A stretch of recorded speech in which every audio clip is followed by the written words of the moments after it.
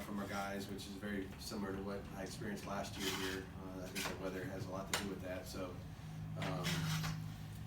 just get the opportunity to get out there now and work on, some football stuff as opposed to conditioning, strength and conditioning, and the communication phase of it. And guys are really, starting to, create the bonds and the trust, at this time of the year that you're going to need eventually when we get into pads and start doing the banging around. So, good group, great group.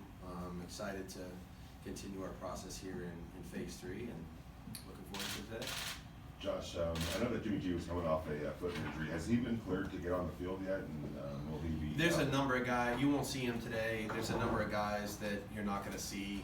Again, you'll see him. I mean, I'm not going to run down a list every time here, but no, he's going through his process just like we knew he would.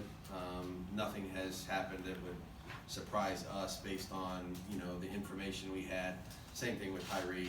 Again, there's a number of guys you're not going to see out there today. So, rehabbing the things that they're rehabbing, and again, we know we don't play a game for over 100 days. So, they're doing everything they can do to get right, and when they're all ready to go, then eventually they'll be back on the field. Is that something you think would be waited until training camp for Jimmy to get on the field? Could be. I mean, I'd say with all these guys, it's about the same. Like I said, when they're ready.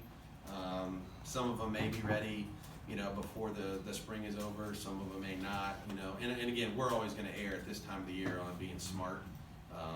We don't play a football game until, like I said, 3.5 months. So to try to rush them out there, to get them out there in May, I mean, that's a poor decision. So doing a great job. All these guys are doing a great job with what they can do in terms of the rehab.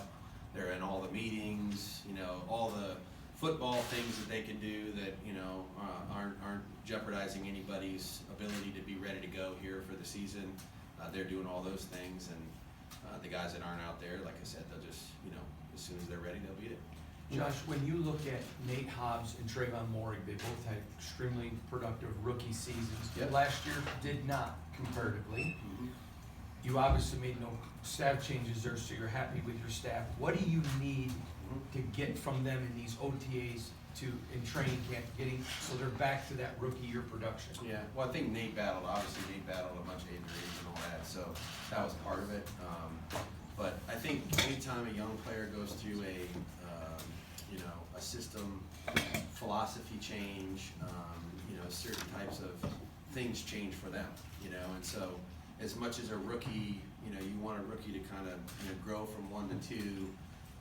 If there's a lot of things that change from their day to day and from what they were doing as rookies, sometimes that bump happens from 2 to 3. That's just reality. So both of those guys are doing a great job of. Now it's their second year. There's some there's some same as for those guys in terms of communication, verbiage, responsibilities, etc. And so I'm excited for both players. They have a great attitude.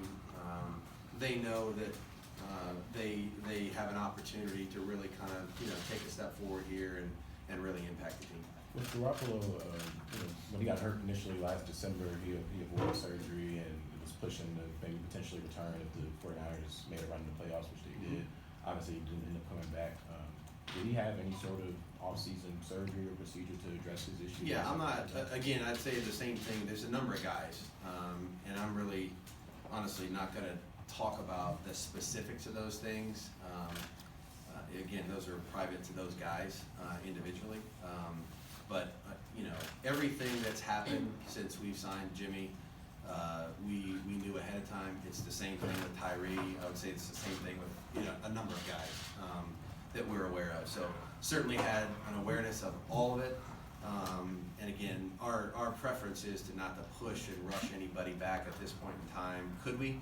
I mean, you could make that decision. It's just I think the most important time of the year is going to happen when we get to training camp, so that we're ready to go. We can do the work we need to do in August. And a non-injury player to reference, Josh Jacobs, obviously he hasn't signed his. Yep. I believe he hasn't signed his tender yet. Is there any hope that he could come out there for OTAs? I mean, that's up to JJ. There's nothing really to report on that front. I've said all along, love the player and the person, and I'll be excited when I see him. Coach, I know it's a small sample size, but what have you seen from Trey Tucker that kind of gets you excited? Well, when we evaluated Trey coming out, first of all, Trey's a captain. He's a extremely bright guy, hard worker, impacted them in the kicking game and offensively. And again, this is a guy that can run, really run. And so, you take a guy like that, and there's a number of ways that he could factor.